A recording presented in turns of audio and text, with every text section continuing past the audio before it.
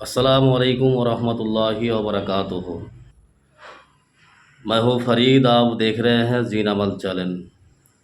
आज के दौर में हर मुताबिर, हर कबीराज आधे से ज़्यादा इस बात से परेशानी है कि हज़रत पेशेंट तो देखते हैं लेकिन 2-3 दिन सही रहता है, फिर जैसे कि तैसे हो जाते हैं।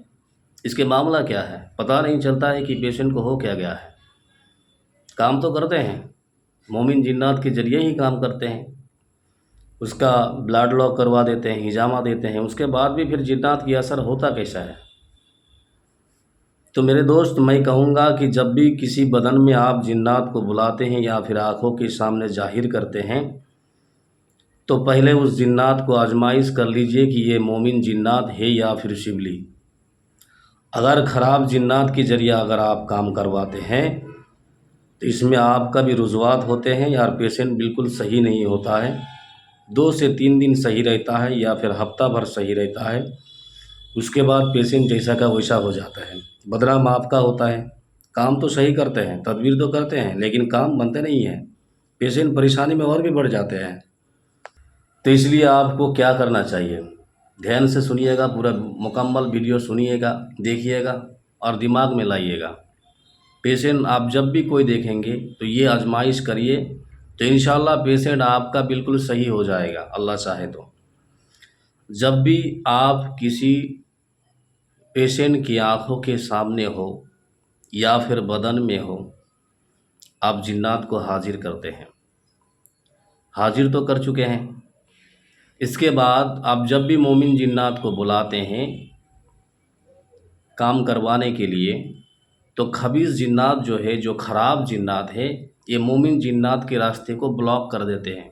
आपका सवाल है कि मोमिन जिन्नात के रास्ता ब्लॉक कैसे करेगा।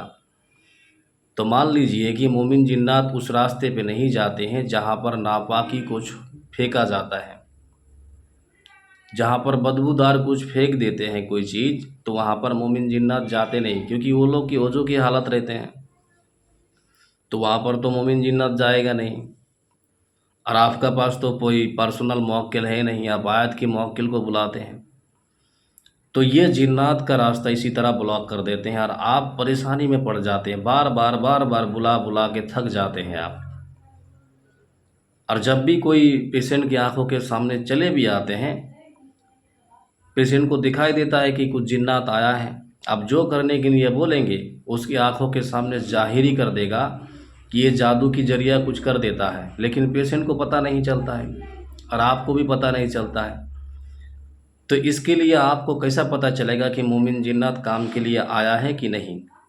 हम अगर बुलाते हैं तो हमारे मदद के लिए अगर मोमिन जिन्नात आते हैं तो उनको हम कैसे काम करवाते हैं।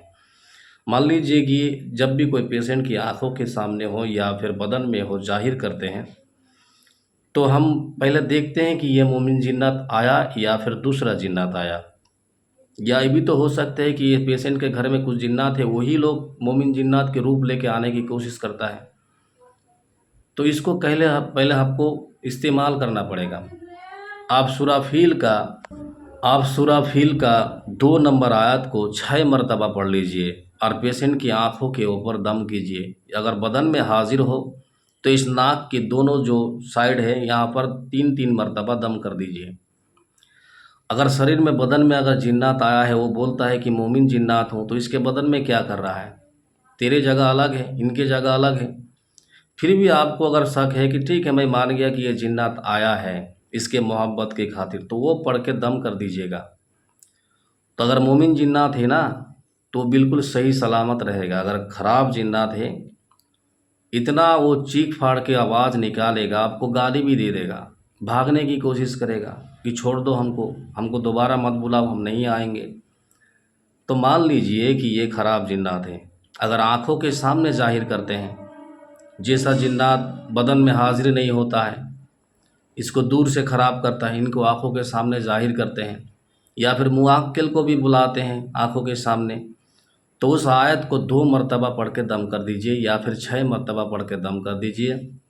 अगर मोमिन जिन्नात हो तो उनके बदन बिल्कुल सफ़ेद हो जाएगा, दूध की तरह सफ़ेद हो जाएगा।